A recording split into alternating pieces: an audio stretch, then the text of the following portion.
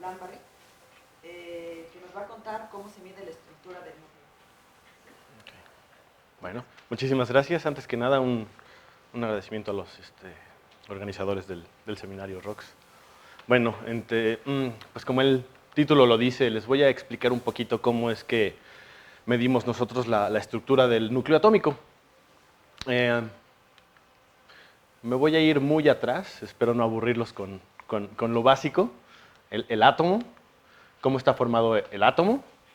Si nos vamos a escalas desde las galaxias, pues nos situamos, digamos, en un sistema de referencias pues nucleoscópico, ¿no? Por así decirlo. Entonces, ¿de qué tamaño es el átomo? Por ahí algún joven que me quiera decir. Cedric. Ok, muy bien. Entonces sí sabemos esas cosas. El átomo, bueno, básicamente lo podemos desmenuzar en sus electrones. El núcleo atómico pues está formado por los protones, los neutrones. Ahí es de ustedes qué color elijan para los protones y para los neutrones. Y bueno, como lo decías, ¿no? Es del orden de Armstrongs. Bueno, ¿cómo le hacemos para estudiar este pequeñito sistema? Vámonos más para atrás. ¿Quién lo descubrió? Lo descubre Ernest Rutherford porque básicamente pone a sus chalanes, estudiantes, a hacer ciertas mediciones en donde, pues a ojo, con un dispositivo, esta es una réplica del dispositivo que ellos utilizaron, por aquí ponían su ojito y veían qué es lo que pasaba dentro de esta cámara, en donde había una fuente radiactiva de partículas alfa, una laminita de oro, y entonces la fuente de partículas alfa estaba colimada. Pues justamente fue un arduo trabajo porque antes no existían lo que son los detectores y a puro ojo veían en el momento en el que justamente estas partículitas alfa rebotaban o, por así decirlo, hacían brillar una película que tenían alrededor de ese dispositivo. Y, oh sorpresa, de tiempo a tiempo encontraban una retrodispersión de esta partícula alfa, ¿no?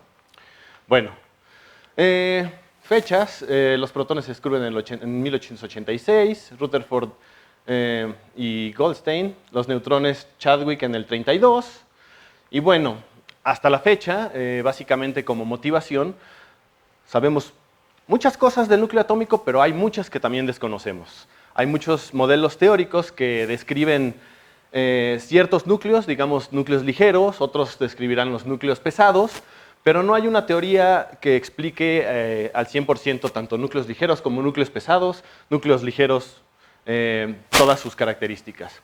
Entonces, bueno, sigamos con lo básico, ¿no? ¿Qué necesitamos para formar un núcleo atómico? Por ahí. Protones, neutrones y un pegamento, ¿no? Que va a ser la fuerza nuclear. Entonces, ¿yo de dónde saco mis protones y mis neutrones y el pegamento? Pues ahí están. La tabla periódica pues nos dice que tenemos ¿cuántos elementos conocidos? Más o menos, más, menos. Pues 118, ¿no?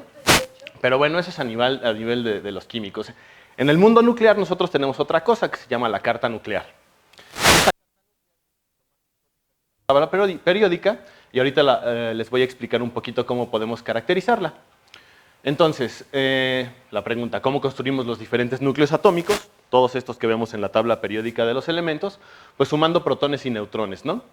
En donde, muy importante, y pues llévenselo desde aquí ahorita, el número de protones es el que nos va a decir el nombre del elemento, ¿sí? El número de neutrones es otra cosa, y ahorita les voy a explicar estos núcleos. Entonces, pues justamente, ¿no? El hidrógeno tiene un protón, el helio tiene 2 protones y así sucesivamente. La carta nuclear la habrán visto ilustrada en diferentes pósters. Hay uno muy bonito que es un Lego, que me gusta mucho, japonés. Pero bueno, vamos a explicar la carta nuclear. Aquí díganme, entonces, ¿en dónde están los protones y en dónde están los neutrones? En el eje de las X, ¿quiénes son? Y en el eje de las Y. ¿Cómo? X electrones. Ok, exacto. Entonces, conforme nosotros nos vamos en el eje de las Y, vamos a ir teniendo el nombre del elemento, ¿no? Entonces, desde abajo tenemos un protón y un neutrón, y entonces tenemos el hidrógeno, el helio, carbón, y así sucesivamente, mientras vas sumando el número de protones, vas teniendo aquí el nombre de cada elemento. Y bueno, esta carta nuclear cuenta con más de 3.300 entes que están dentro de esta carta, ¿no? Y bueno, la pregunta es, ¿quién los mide? ¿Cómo los medimos? ¿No? Pero bueno, antes que nada quiero pasar a describir esta carta, ¿no? Esta carta la podemos caracterizar en 3 subcategorías, por así decirlo. Los isótopos, ¿qué son?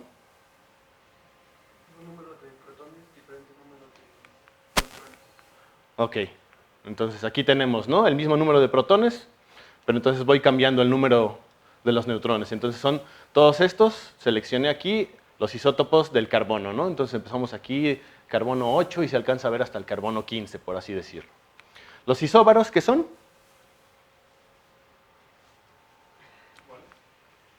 Entonces, tienen la misma masa, ¿no? Entonces aquí me voy al oxígeno 12, nitrógeno 12, carbono 12, boro 12, berilio 12, y así sucesivamente. Son todas esas diagonales que podemos ir trazando a lo largo de nuestra carta nuclear.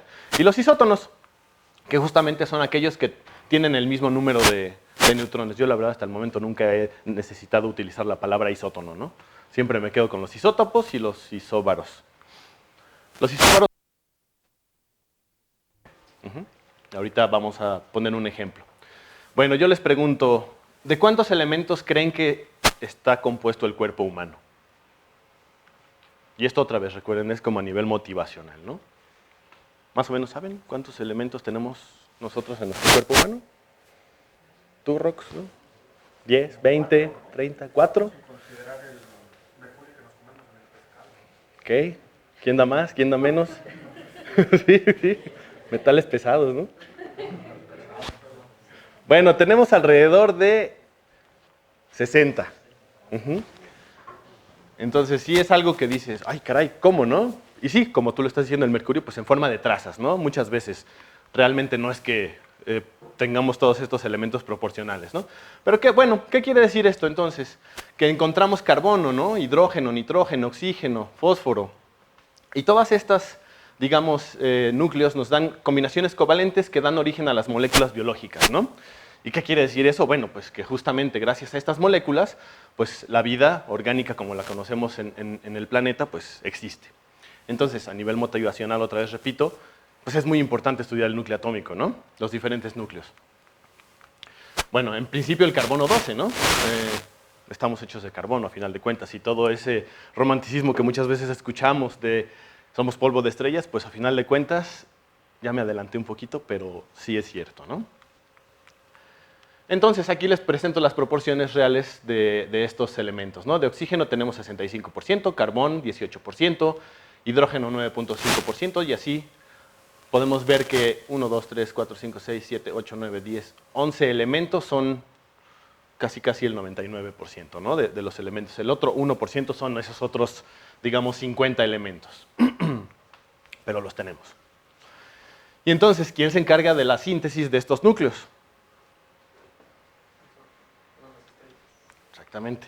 Entonces, esta síntesis la podemos ver a través de esas reacciones nucleares que ocurren en el centro o en la orilla o en las explosiones de las estrellas, que básicamente, bueno, podemos hablar de la nucleosíntesis estelar.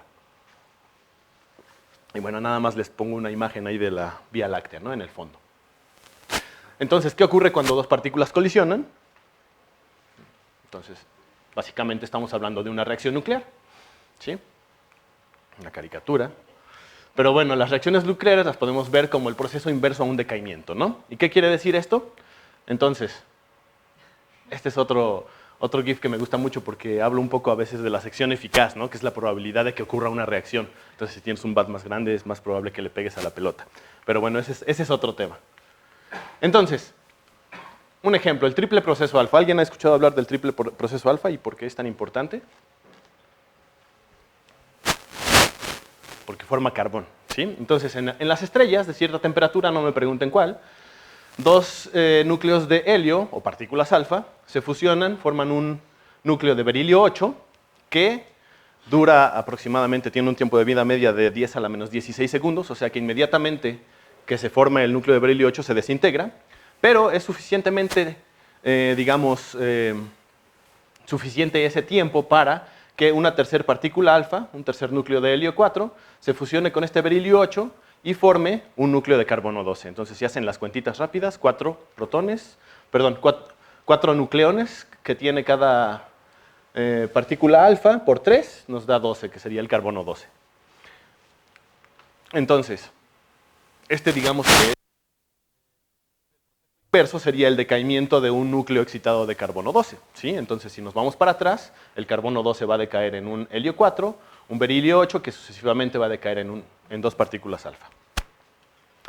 Vaya, entonces, el carbono 12 es muy importante, ¿no? Eso es básicamente lo que quiero que se les quede grabado.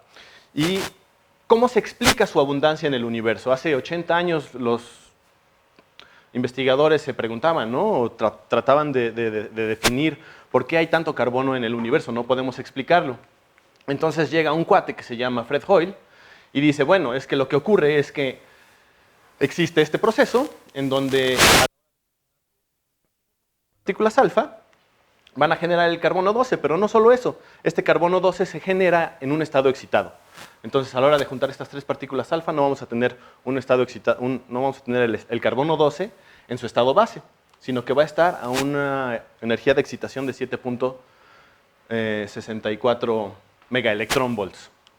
Y entonces, digamos que este proceso, este estado excitado es un catalizador para la producción de este carbono 12 que existe en el universo. Subsecuentemente, una vez que este carbono 12 está excitado, y lo voy a explicar en un ejemplito que traigo aquí más adelante, va a decaer a su estado base, emitiendo radiación gamma.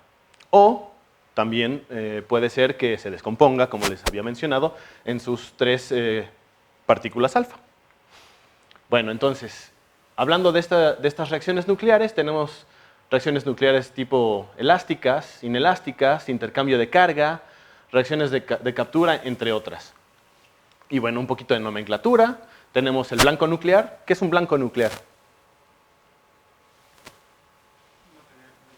Un material que tú escoges que quieres investigar, ¿no? Entonces, carbono 12, ¿no? Quiero una película delgada de grafito y lo utilizo como mi blanco nuclear. A minúscula es un proyectil o el haz de partículas. ¿De dónde saco un proyectil o un haz de partículas? Ok. Y si quiero mucho haz, una intensidad muy grande, entonces necesito un acelerador de partículas, ¿no? Bueno, tenemos el núcleo residual y nuestro núcleo eyectil. Y bueno, nuestro valor Q de la reacción. Este es otro tipo de nomenclatura, que es lo mismo. Tenemos el blanco, el haz, el eyectil y nuestro núcleo residual, o recoil muchas veces se le llama. Y este es un ejemplo con esta nomenclatura de una reacción nuclear. Entonces tengo un haz de partículas alfa bombardeando un blanco de carbono 12, en donde voy a producir un carbono 12 excitado, y tengo un núcleo recoil, o un núcleo eyectil que me va a salir volando para otro lado. ¿Más o menos claro? ¿Preguntas hasta aquí? Me pueden interrumpir en cualquier momento. Bueno, me voy a ir a explicar esa reacción en un momento, pero antes que nada les prometí hablar un poquito sobre modelos nucleares, y un poquito va a ser muy poquito. Los modelos nucleares que describen actualmente el núcleo del carbono 12 los podemos básicamente, son muchos, pero aquí les pongo, digamos, los más controversiales hasta el momento, en donde estos modelos teóricos están tratando de definir, de describir la estructura de un núcleo de carbono 12, porque si yo les digo, ¿cómo se imaginan que es un núcleo de carbono 12? ¿Son pelotitas como mórulas o son...? ¿Qué se les ocurre? Más bien yo les pregunto a ustedes, ¿qué se les ocurre? Porque aquí, por ejemplo, Morinaga propone que es una cadenita de 3 núcleos de helio 4 pegadita, ¿no? Entonces como una cosita lineal, ¿no? Hay otro que lo propone que es como una... ¿Cómo se llaman las de las puertas? Una bisagra, exacto, perdón. Entonces imagínense que esta está aquí arribita nada más, ¿no? Como un brazo doblado. Horiuchi propone que es el estado gaseoso de 3 cúmulos. Cúmulos, básicamente lo que le llaman cúmulos, son partículas alfa. Una partícula alfa es un cúmulo. Cuando hablemos de cúmulos, a partir de ahorita, voy a referirme a un núcleo de helio 4, una partícula alfa. O Toshaki, por ejemplo, menciona que puede ser un condensado Bose-Einstein de 3 cúmulos. Sea lo que sea eso. Pero también está el modelo de cúmulos algebraico. No sé si reconozcan este nombre, Rudolf-Baker, del Instituto de Ciencias Nucleares, con Francesco Giachello, proponen que básicamente el núcleo de carbono 12 es un triángulo, básicamente, en donde en sus vértices tiene los cúmulos, justamente, ¿no? Clúster, cúmulos, núcleos de helio 4, posicionados de cierta forma. Y entonces, básicamente, lo que ellos describen con este modelito son los primeros estados excitados, o los primeros estados de excitación, las primeras resonancias. Perdón, este es el experimento. El estado base, el primer estado excitado, que está a una energía de 4 megaelectronvolts, que es un estado con spin 2 y paridad positiva. Después tenemos, aquí está el estado Hoyle, del que estábamos hablando, que es básicamente el catalizador para la formación de carbono 2 en el universo. Y así tenemos todas las diferentes bandas. Aquí podemos ver la banda del estado base, bandas rotacionales, que es la banda del estado base, o la banda del estado Hoyle. Y entonces, cuando nosotros comparamos sus predicciones de su modelo teórico y las comparamos con las mediciones experimentales, pues observamos que básicamente se acoplan muy bien, ¿no? Pero no, hay muchas cosas que quedan fuera, por así decirlo. Entonces, bueno, les voy a platicar un poquito justamente cómo es que se llega a, de alguna forma, combinar estos resultados experimentales con estos, básicamente, modelos teóricos. Aquí les dejo este paper que justamente fue una colaboración con Rudolf en el lado teórico y básicamente el lado experimental. Y entonces, si yo les hablo del carbono 12, o sea, me van a preguntar, ¿pero qué no ya sabemos todo del carbono 12? ¿Ya compararon esos estados excitados? ¿Ya checan bien con esas teorías? Bueno, sí, pero no con todos los modelos teóricos. Entonces, básicamente, vean aquí las fechas, es justamente lo que quiero que pongan atención aquí. Entre el 2009 y en el 2013, básicamente se midió experimentalmente el estado excitado del carbono 12 que corresponde a la banda del estado Hoyle.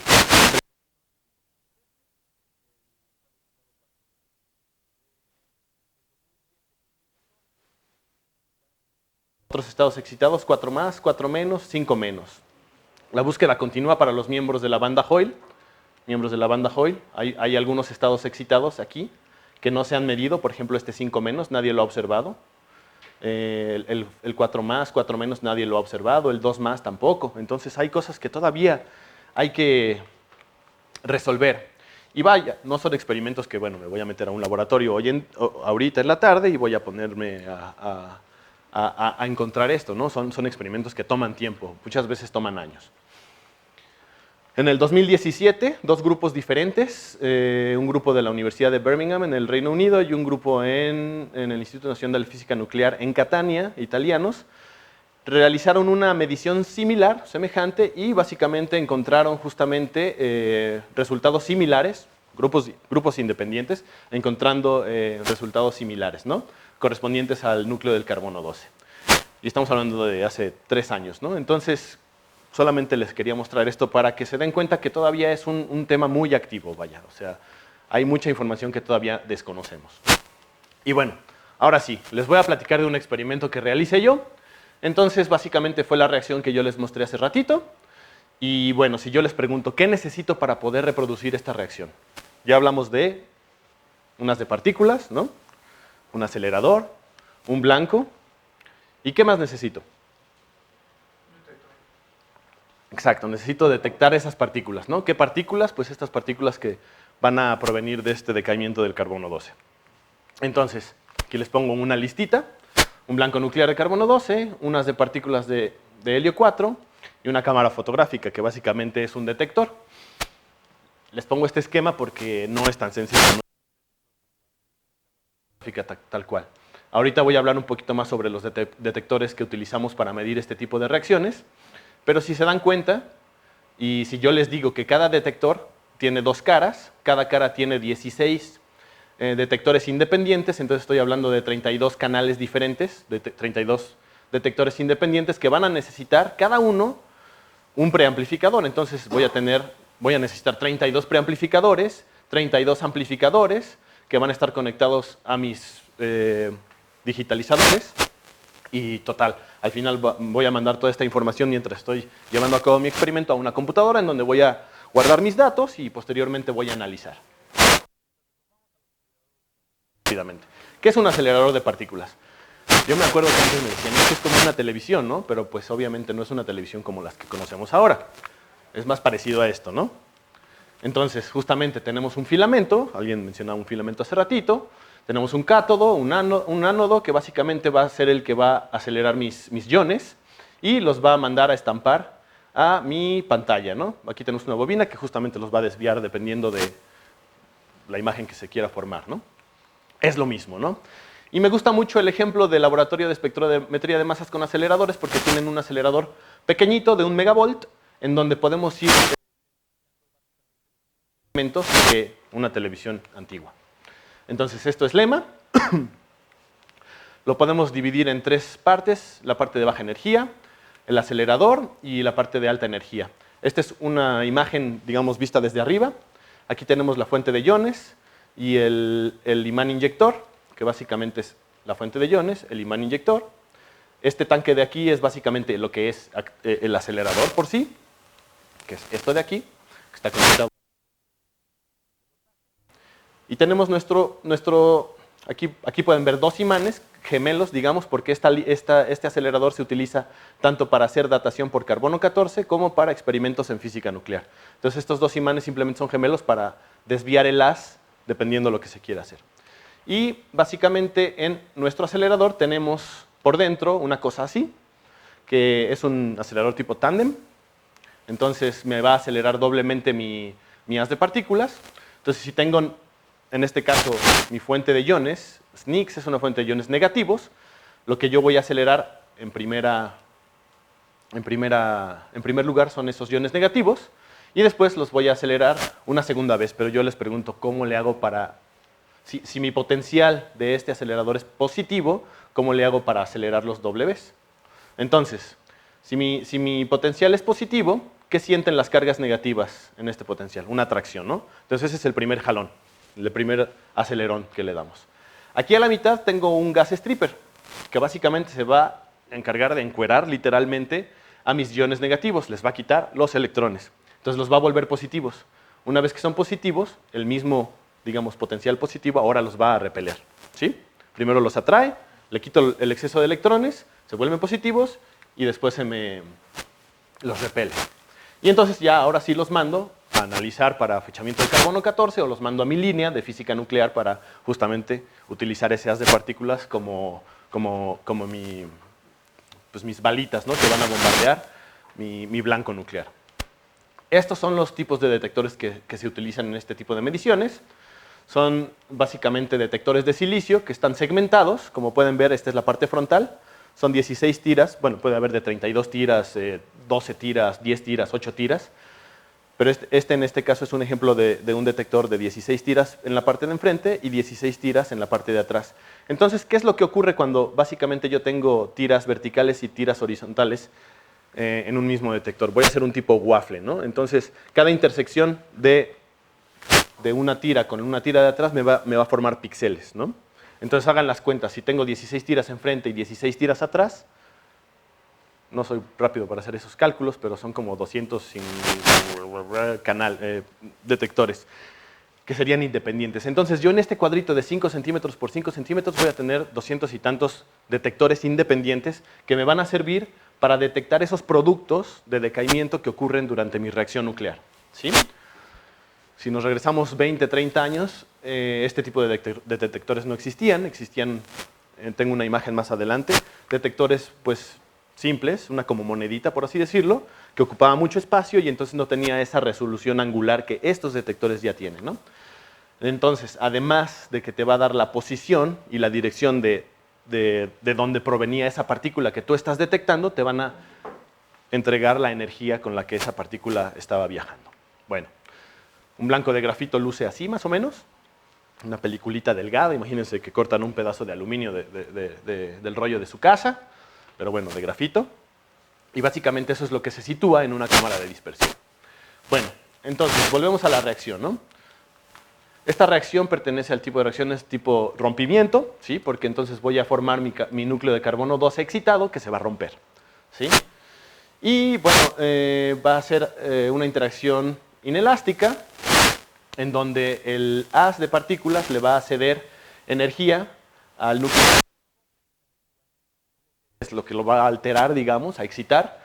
Y pues como no le gusta a la naturaleza nada exótico, va a tratar de mandarlo a su estado base o regresarlo a su estado base o romperlo en sus componentes.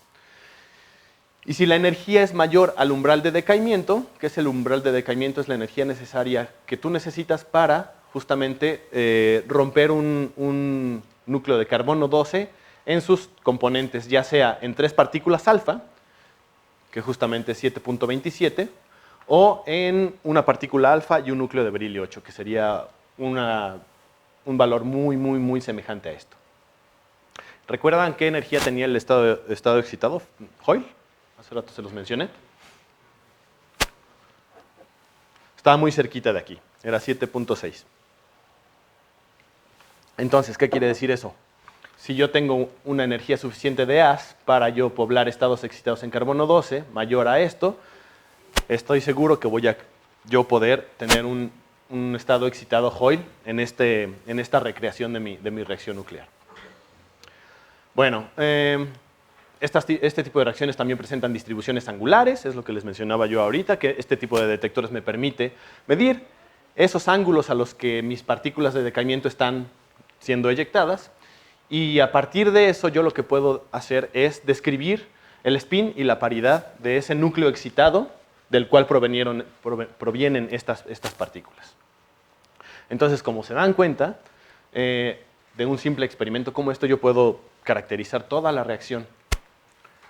Bueno, dentro de esta reacción lo que podemos tener lo que tenemos es la energía total del sistema se conserva, el momento lineal se conserva, el momento angular se conserva. ¿Y de qué me sirve esto? Tengo un par de ecuaciones por aquí. Pues, ¿de qué me sirve? Entonces, regresemos a la reacción. Partículas alfa, carbono 12, el carbono 12 se excita, decae en berilio 8 y una partícula alfa, y berilio 8 va a decaer en 2 partículas alfa. Entonces, mi detector, ¿qué partículas de aquí va a detectar? ¿Este carbono 12? No. ¿El haz de partículas? Ya no se va a llamar haz de partículas, ya va a ser el recoil, ¿no? Entonces, voy a poder medir el eyectil, por así decirlo. Y 2, voy a poder medir estas 2 partículas alfa una vez que sean, digamos, eyectadas de la descomposición del berilio 8. ¿Sí? Entonces, recuerden, las únicas partículas que yo detecto al final son estas partículas alfa, o básicamente las que me interesan. Porque en sí podría detectar también el carbono 12 excitado, si alcanza a llegar a mi detector. Y entonces, bueno, esto es lo que les acabo de decir. Al menos en esta reacción, lo que yo necesito es detectar 2 partículas alfas provenientes de mis estados excitados del carbono 12 y un recoil. En total, 3 partículas. Si detecto 4, pues qué mejor, ¿no? Porque tengo mucho más información. Bueno, esto es básicamente de las partículas alfa, como si sumo el momento de las 3 partículas alfa puedo obtener el momento del carbono 12, y así subsecuentemente, cómo puedo yo descomponer los momentos de cada partícula alfa en X, en Y, en Z, y así poder al final obtener la energía de excitación de este núcleo de carbono 12 que se formó a la hora de que yo hice colisiones. Entonces, también yo sé claramente el momento del haz, ¿sí? Porque básicamente yo soy el que está controlando el acelerador y sé qué energía le estoy dando y sé qué tipo de haz. Entonces son cosas que ya de entrada es información que nosotros tenemos y que nos sirven para calcular, por ejemplo, en este caso, esa partícula recoil que nunca detecté con mis detectores. Pero si yo detecté otras 2 partículas alfa o 3 partículas alfa y sé el momento del haz de partículas, entonces yo puedo reconstruir ese momento. Y entonces, justamente con ese momento y con todos los... aquí está. Las energías de las partículas alfa que detecté, puedo entonces reconstruir la energía total de este sistema. ¿Y de qué me va a servir esta energía total del sistema? Me va a servir como filtro, que ahorita vamos a ver en unos espectros que les voy a mostrar de qué rayos estoy hablando, ¿no? Con un espectro de energía total. ¿Para qué sirve un espectro de energía total? Bueno, paréntesis. Si yo quiero hacer experimentos de este tipo, entonces tengo que calibrar mis detectores. Y esto lo hago antes o después del experimento, pero siempre tengo que hacerlo, digamos, con la misma configuración del experimento. No puedo de repente llevarme mis detectores y pasado mañana regresar y conectar mis cables otra vez y calibrarlo así. ¿Y cómo calibro detectores? ¿Partículas cargadas? Bueno, este es un espectro de estos detectores. Si aquí, no tiene número, ¿verdad? Pero básicamente aquí son los 4 detectores pegaditos, entonces sería 16 por 4, son las líneas verticales. Esas partículas alfa que yo estoy detectando, que están por aquí arribita. Si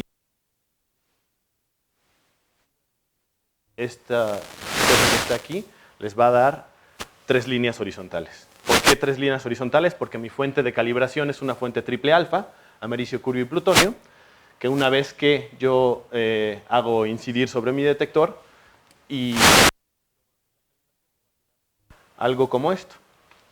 ¿Sí? Aquí ya tengo mis 3 líneas muy identificadas, que a la hora de proyectarlo yo en mi eje de las Ys, voy a obtener algo como esto, ¿no? Un espectro de una fuente triple alfa, para aquellos que lo han visto.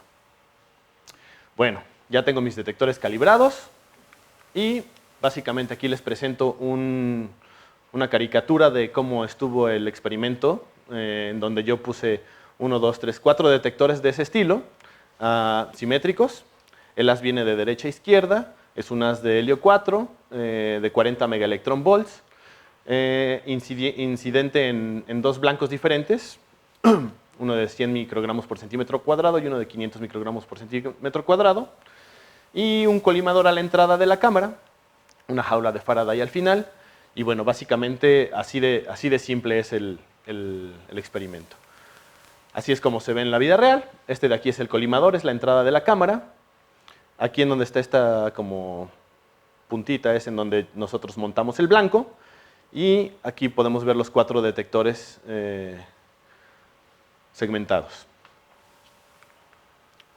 Y bueno, esto es lo que obtenemos. Esto es otra vez, cada barra, digamos, es un detector. Si se dan cuenta, son más angostos justamente porque están situados un poquito más lejos de nuestro blanco, y los que quedan en el centro son un poquito más gorditos. Y aquí podemos ver todas estas líneas que se forman aquí, que si calculamos teóricamente las energías que nosotros esperamos medir, pues le pegan prácticamente pues, al 100%, ¿no? a lo que estamos midiendo. Entonces es como una confirmación, ¿no? De que estamos haciendo las cosas bien. Entonces, la energía total, ¿por qué es muy importante? Porque si yo les muestro un espectro de todos mis eventos que yo detecté con esos detectores, pues tengo mucho ruido por ahí, ¿no? O tengo cosas que no tienen nada que ver con lo que yo quería medir. Entonces, mi energía total la calculo y me dice que tiene que estar entre los 30, 33 megaelectronvolts, que ya, tomando en cuenta el valor Q de la reacción, serían los 40 megaelectronvolts, que es justamente la energía de mi haz de partículas. Y entonces, ¿qué es lo que hago? En este espectro yo lo que hice es hacer un gate. Básicamente selecciono únicamente los datos o los eventos que están dentro de estas 2 barras y me deshago de todo lo demás, que no me sirve, que estoy seguro que no es parte de mi reacción de interés. Y entonces empiezo a jugar con estos eventos. Perdón, ¿sabes qué tipo de ruido es? O sea, ¿qué está detectando? Muchas veces detectas una partícula alfa y no detectaste simultáneamente la otra partícula alfa que te interesaba. Sí, entonces se van acumulando, digamos. ¿No tiene ruido del exterior también? O sea, pues, Electrónico muchas veces. Sí, pero aquí me refiero más no era ruido, más bien son eventos que no te satisfacen a ti, que no te van a servir para nada después. pero ¿Sí? no es radiación que viene de afuera del detector No. del laboratorio, cosas de ahí. No. No. sí puedes llegar a tener, pero no te influye en esto. En este momento no. Bueno, entonces, mi segundo filtro, una partícula alfa, pues me agarro de ahí justamente para yo seleccionar esos eventos que vienen en coincidencia. ¿Qué quiere decir esto? Que si un detector me dice, hey, al mismo tiempo detecté 2 partículas alfa, o yo detector 1 y detector 3 detecté 2 partículas alfa, entonces yo agarro esos eventos y justamente selecciono únicamente todos esos eventos que estoy seguro que provienen del decaimiento de berilio 8. Entonces este pico de aquí es justamente esa zona que me interesa y me despido de todo lo demás. ¿Qué más, no? Bueno. La energía de excitación de nuestro espectro de carbono 12 que pudimos recrear con este experimento. Y detectando 3 partículas alfa provenientes directamente del decaimiento del núcleo de carbono 12 excitado, o detectando únicamente 2 partículas alfas provenientes de este decaimiento, más nuestra cuarta partícula alfa, que era nuestro eyectil. ¿Sí? ¿Y cómo se ve eso a la hora que ya juego con todas esas ecuaciones y obtengo mi energía de excitación? Bueno, pues básicamente no se ve así, ¿verdad? Quería enseñarles un espectro, pero vámonos un poquito para atrás. Aquí les dibujo esta caricatura otra vez para ejemplificar estas dos formas de detección. Si nos vamos con las líneas amarillitas, entonces tenemos que esta, por ejemplo, es un núcleo de berilio 8 que se descompuso en 2 partículas alfa y que este detector detecta al mismo tiempo. Y a la vez detectamos el recoil. Y ahora en el caso del azul, detecto el mismo berilio 8 que decae en 2 partículas alfa, y en el mismo detector detecto esa tercera partícula alfa proveniente del decaimiento del carbono 12. ¿Queda claro más o menos las dos formas de reconstruir el carbono 12? Y entonces, ¿cómo se ve eso en un espectro? Pues así, ¿vale? Entonces, aquí les explico un poquito. Todos estos picos corresponden a estados excitados en carbono 12. Aquí podemos ver el estado Hoyle, que está a 7.6, que es un 0 más, el 9.6, el 10.8, el 14. En la otra forma de reconstruir mis energías de excitación, veo picos muy parecidos, veo un espectro muy parecido, pero con una resolución, un comportamiento un tanto diferente. Pero el centroide del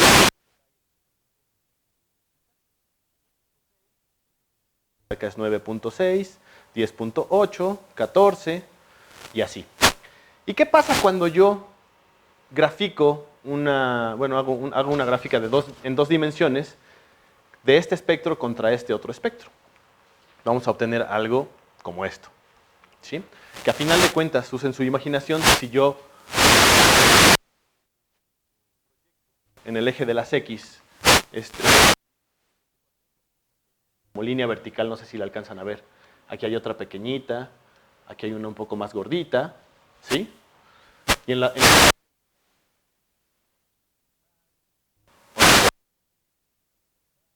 por acá. Y entonces justamente es lo mismo, ¿no? A la hora que yo lo proyecto, me da estos dos espectros.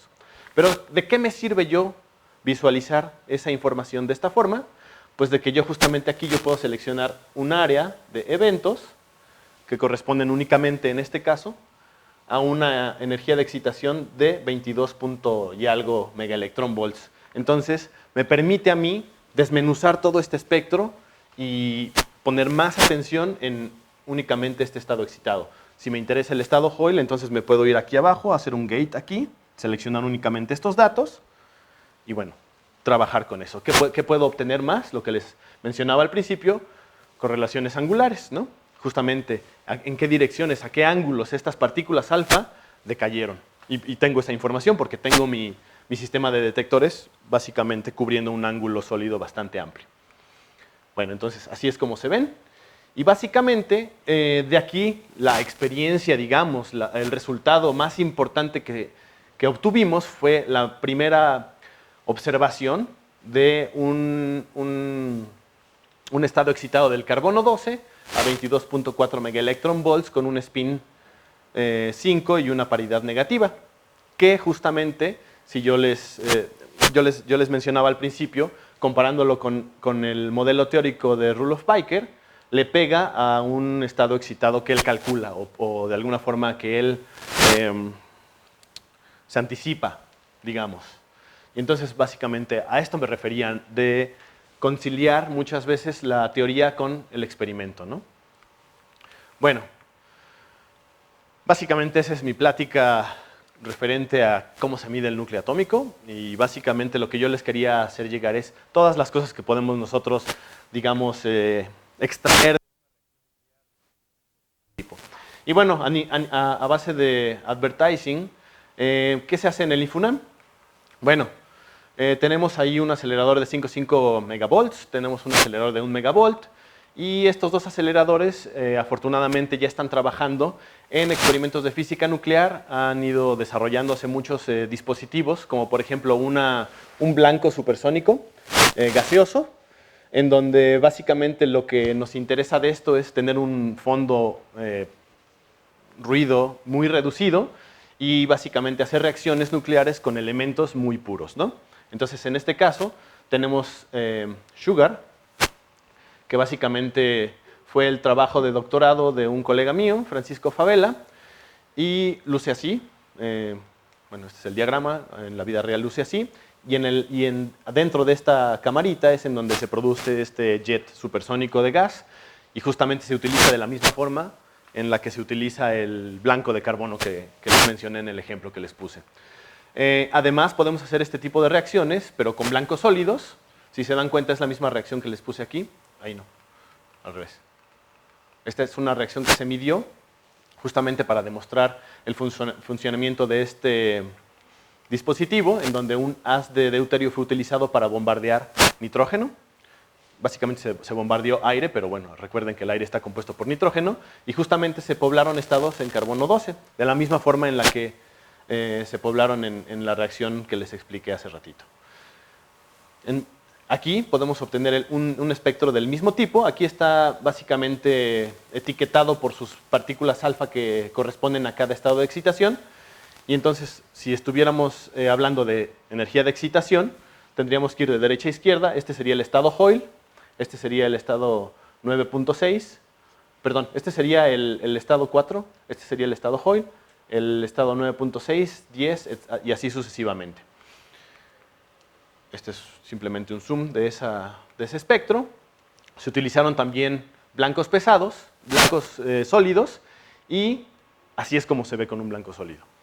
Y es a lo que yo me refería con blancos puros. Aquí estamos inmersos en un cóctel de reacciones, porque el blanco de nitruro de silicio, no recuerdo qué se utilizó ahí, pues está contaminado por más elementos. Entonces, justamente, es una desventaja, ¿no? Pero es una ventaja tener Sugar, porque entonces el espectro es muy limpio.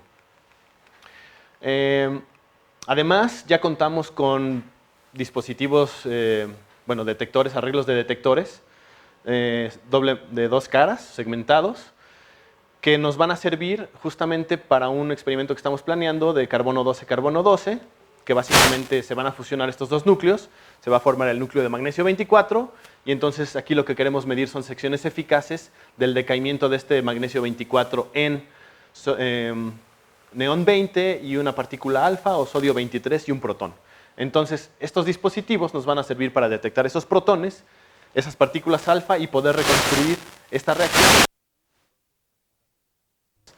Estos son, digamos, el prototipo de este tipo de detectores, que son los que les mencionaba anteriormente. No es que ya estén pasados de moda, simplemente este es un detector independiente a este, y en la parte de atrás tenemos detectores tipo PIPS, que justamente lo que hacen es, este es muy delgadito, pasa la partícula, deja poca energía y se detiene en la parte de atrás. Un poco similar a esto, pero si se dan cuenta, el volumen para 1, 2, 3, 4 detectores es casi lo mismo que para lo que les mencionaba hace rato, 256 de este lado y 256 de este otro lado, en un espacio, en un volumen igual de pequeño.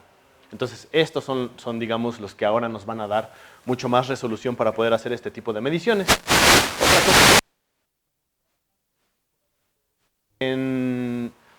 llevarnos a Sugar, a este jet supersónico, a Legnaro, Italia, para, digamos, ponerlo en conjunto con un detector de radiación gamma, otro de neutrones y también de silicio. Entonces, si a ustedes les interesa hacer este tipo de cosas, pues son bienvenidos en el instituto. Pueden venir a hacer tesis, trabajo social, lo que quieran, no simplemente por ir nada más a experimentar un día y hacer un experimento con nosotros, son más que bienvenidos. Otra cosa que he hecho es básicamente hacer uso del acelerador con el que se mide la concentración de carbono 14 o berilio, que se hace fechamiento, pero para la medición de secciones eficaces. Entonces lo que yo hice fue básicamente me las llevé al reactor nuclear del ININ, no sé si sepan dónde está el ININ, es el Instituto Nacional de Investigaciones Nucleares, y entonces esas muestras de berilio 9, de óxido de berilio realmente, las irradiamos muy cerquita del núcleo del reactor, y básicamente llegamos al EMA y medimos la concentración de ese berilio 9 que se convirtió en berilio 10. Entonces el EMA me permite medir la concentración de berilio 10. ¿Qué más? Bueno, tenemos colaboraciones en Sudáfrica, en donde llevé a cabo una medición de berilio 9 también, pero esta fue justamente para medir, bueno, este es el ciclotrón de Itemba Labs.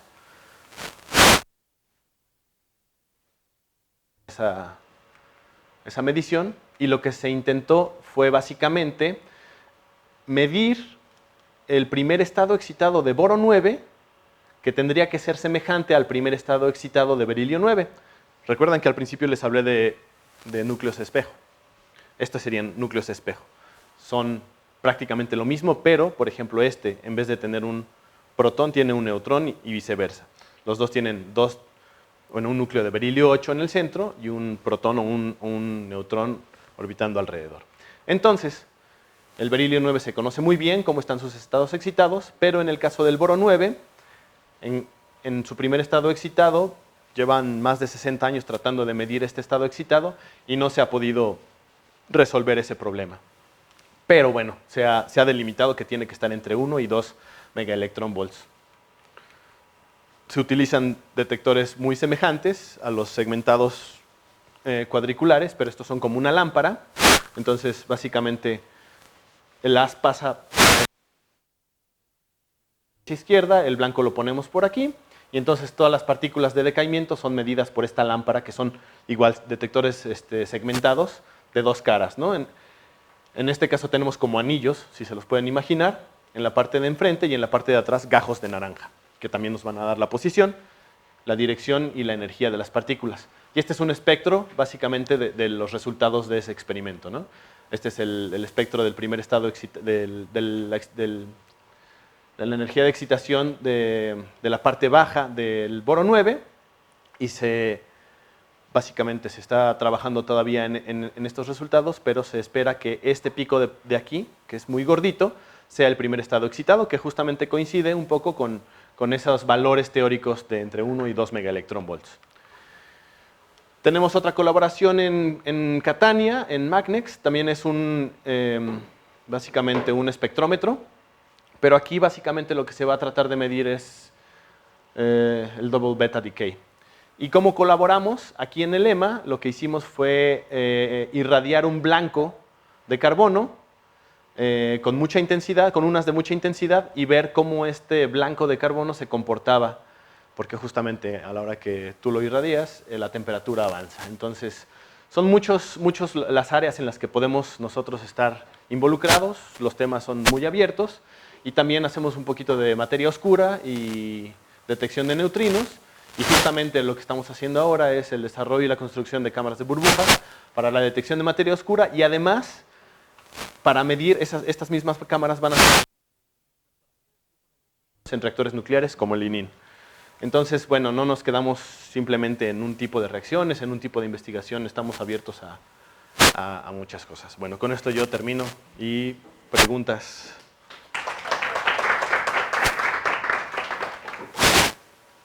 Pati. Como soy estudiante, voy a hacer una pregunta. Sí. ¿Tú pusiste tu Exacto. Entonces, ahí te va la pregunta, ¿qué podemos decir con la reversibilidad o irreversibilidad de tus reacciones? Sí. O sea, sobre todo para los estudiantes. Pues básicamente pues eso es lo que me sirve, ¿no? Que justamente yo mi reacción la estoy... A mí lo que me interesa es lo que pasa en el triple proceso alfa, ¿sí? Que dos partículas de helio se junten, formen berilio 8 y justamente formen un núcleo de carbono 12.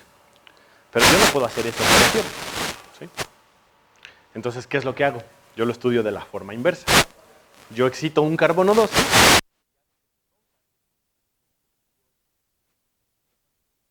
Básicamente estoy haciendo cinemática inversa, por así decirlo, de esa reacción. Sí. Nada más simplemente lo que pasa es que tú puedes tener una reversibilidad microscópica en tus ecuaciones, pero ¿qué tantas? Va a preguntar súper difícil. Sí, sí. Tú me la contestas ahorita. No, es eso, porque tú estás haciendo una reversibilidad microscópica en tus ecuaciones, pero ¿qué tanto esperarías tú, sobre todo los tiempos en que ocurre en la realidad, qué tanto puedes tú asegurar una reversibilidad entre el fenómeno natural y el otro? O más o menos tu reproducción, ¿tú pensarías que es lo mismo de ida que de regreso? Sí, o sea, en principio... Perdón por la pregunta. No, sí. Digo, más que nada es simplemente para ver. O sea, claro, sí. Tú tienes una reversibilidad microscópica en tus ecuaciones. Y tú lo que estás tratando de hacer es aquí la reacción inversa. Obviamente tus tiempos y todo cambian. Claro. Tu producto final en principio es el mismo. Pero ¿qué tanto podrías decir que en este caso no se parece al proceso original? Vaya, en cuanto a tiempo, no te lo sé decir, o sea, no sé cuánto tiempo tarda realmente.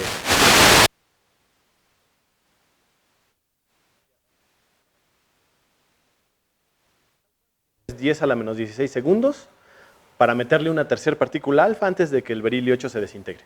Si no lo hiciste en ese momento, olvídate, ¿no? Pero, por ejemplo, si llegaste a hacerlo, ya tienes tu núcleo de carbono 12, que va a ser eterno. ¿Sí? O sea, va a pasar por el estado Hoyle, pero va a decaer a su estado base. ¿Sí? Entonces, es inmediato, obviamente. ¿Cuánto tiempo dura el estado Hoyle? Es muy poquito, pero ¿cuánto tiempo dura el estado base del carbono 12? Pues estamos hechos de carbono 12, ¿no? Y no nos decaemos. Sí, pero no sé, creo que no resolví tu pregunta, pero... Es un ejemplo interesante. Sí. Digo,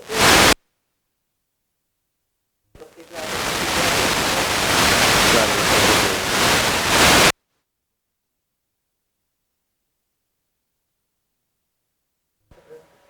O yo les pregunto. Todo claro. Ya saben cómo hacer núcleos. No, quedó muy bonita. Okay. Muy bonita. Bueno, muchas gracias. No, ¿de qué? Muchas gracias a todos. Vale. Bonito día.